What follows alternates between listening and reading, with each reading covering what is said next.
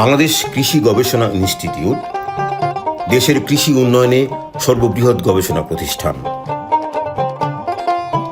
গবেষণা উইং এই প্রতিষ্ঠানের মূল ক্ষেত্র। 25টি বিভাগ নিয়ে গবেষণা উইং গঠিত। কৃষি ফসলের রোগ নির্ণয়ে উদ্ভিদ রোগতত্ত্ব বিভাগ এর মধ্যে অন্যতম। উদ্ভিদ রোগতত্ত্ব বিভাগের গবেষণা সহ যে সমস্ত কার্যক্রম পরিচালনা করা হয় এর মধ্যে উল্লেখযোগ্য হচ্ছে মৌলিক ও ফলিত গবেষণা, ফসলের রোগের কারণ নির্ণয়ের গবেষণা, ফসলের রোগ পর্যবেক্ষণ এবং আক্রান্ত ফসলের ক্ষতি নিরূপণ করা, রোগ বিষয়ক গবেষণালব্ধ ফলাফল সম্প্রসারণ করা। এরই প্রেক্ষাপটে রোগতত্ত্ব বিভাগ গবেষণা মাঠে বিভিন্ন ফসলের রোগ শনাক্তকরণে ফসল ভিত্তিক গবেষণা কর্মসূচি পরিচালনা করছে।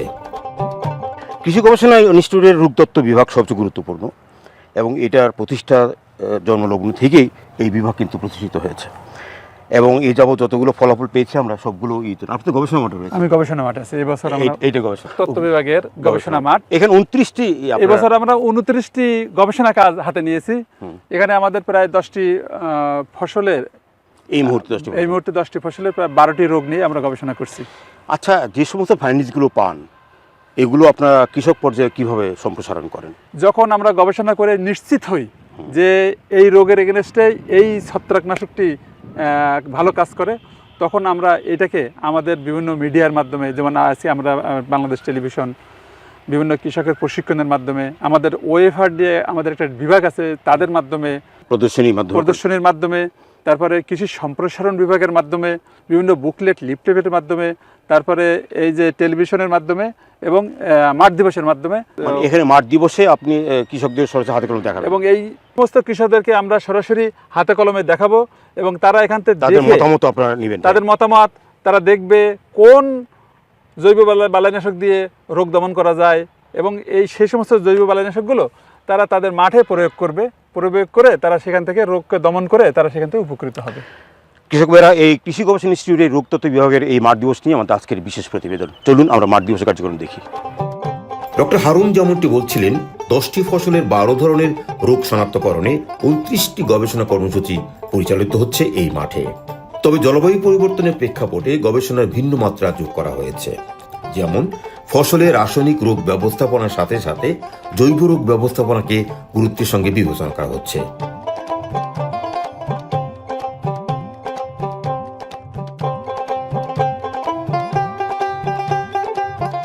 মরিচ আমাদের একটা ফসল, মশলা জাতীয় ফসলের মধ্যে একটা গুরুত্বপূর্ণ ফসল। আমরা মরিচ ছাড়া আমাদের কোনো তরকারি চলে না। মরিচে কি রোগ? মরিচের আমরা যে গাছটাকে আমরা দেখি যে মরিচের একটা রোগ হয়, সেটা হলো রোগের ভিতরে সবচেয়ে গুরুত্বপূর্ণ রোগ হলো আমরা বলি চেনোফোরা ব্লাইট, যেটা কোলিটোরিকাম একটা জীবাণু আছে, সেটা দিয়ে এখানে প্রথমে পাতায় দাগ করে, তারপরে এটা আস্তে আস্তে এইটা রোগটা ছড়াই যায়। ছড়িয়ে যাওয়ার পরে গাছের যে ফল মরিচের গায়ে এটা বসে এটা রোগ করে। চেনার উপায় কি?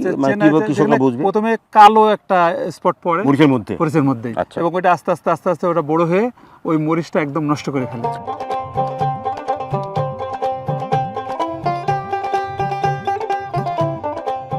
আপনি যে চমৎকার আপনার গবেষণা করেছেন, ফলাফল পেয়েছেন, কতজন বিজ্ঞানী আপনারা এই কাজটা এখানে সম্পন্ন করেন? আপনার এই বিভিন্ন গবেষণার কাজে কতজন বিজ্ঞানী জড়িত আছে? উদ্ভিদ রোগতত্ত্ব বিভাগে এখন আমাদের 14 জন বিজ্ঞানী আমরা এখানে গবেষণা করছি। এই যে 10টা ফসলের কথা বললেন, 10টা ফসল কি পৃথক পৃথক গবেষক ছিল? প্রত্যেকের আলাদা আলাদা বিজ্ঞানী আলাদা আলাদা রোগ নিয়ে গবেষণা করছে প্রত্যেকের, এবং সেই বিষয়ে তারা এক এক বিষয়ে এক্সপার্ট। কথা বলেছেন আজকের এই যে পেঁয়াজ নিয়ে গবেষণা করে থাকেন অত্র কেন্দ্রের প্রধান বৈজ্ঞানিক কর্মকর্তা ডক্টর মোহাম্মদ মনিরুল ইসলাম। ডক্টর মনি, আমি যদি ভুল না করে থাকি তাহলে এই যে পেঁয়াজের যে দাগ দেখতে পাচ্ছি, এটা পার্পল ব্লস, এটা কিন্তু আগে খুব কম দেখা যেত ক্ষেত্রে। তো আপনারা কি ফাইন্ডিংস পেলেন এবং এটা নিয়ে কি কাজ করছেন আপনাদের এই বিভাগ থেকে? পার্পল ব্লস পেঁয়াজের একটা প্রধান রোগ। আমি পেঁয়াজ নিয়ে গত 3-4 বছর ধরে সারা দেশে কাজ করতেছি। তার মধ্যে আমি সার্ভে করে দেখেছি পেঁয়াজের পার্পল ব্লস পাশাপাশি স্ট্যাম্পেরিয়া ব্লাইট আরও অনেক রোগ আছে, কিন্তু পার্পল ব্লস এই রোগটা মূলত প্রধান একটা পেঁয়াজের একটা রোগ। এই রোগের ফলে বাংলাদেশে পেঁয়াজের অনেক ক্ষতি হচ্ছে। আর তারা তো আগে কীটনাশক ব্যবহার করতো, রাসায়নিক কীটনাশক। আপনারা ইদানিং বলছেন যে নিরাপদ খাদ্য তৈরি করার জন্য আমাদের জৈব বালাইনাশক ব্যবহার করতে হবে। এই রোগের ক্ষেত্রে কোন ধরনের বালাইনাশক ব্যবহার করতে হবে? এই রোগের ক্ষেত্রেও জৈব বালাইনাশক আছে, অত্যন্ত সুন্দর জৈব বালাইনাশক, লাইকোম্যাক্স, ডেকোপ্রাইমা, এগুলি খুবই ট্রাইকোডার্মা ট্রায়াল করেছেন? জি, ট্রায়াল করেছি আমি। কৃষকের মাঠে করেছেন? না, কৃষকের মাঠেও করেছি। কেমন ফলাফল? দারুণ দারুণ, 60-70% পর্যন্ত ডিজিজ কন্ট্রোল হয়, যেখানে 80% কেমিক্যাল পেস্টিসাইড কন্ট্রোল হয়। আচ্ছা, আমরা জানি এই রোগের কারণে প্রায় 20% পেঁয়াজ উৎপাদন কম হয়। জি। যদি আমরা ওই জৈব বালাইনাশক ব্যবহার করি, কত পার্সেন্ট নামাতে পারবো? না, এই জৈব সার ব্যবহার করলে আমরা এটা 20% থেকে 5-10% নামায় আসতে পারবো ক্ষতির মাত্রা।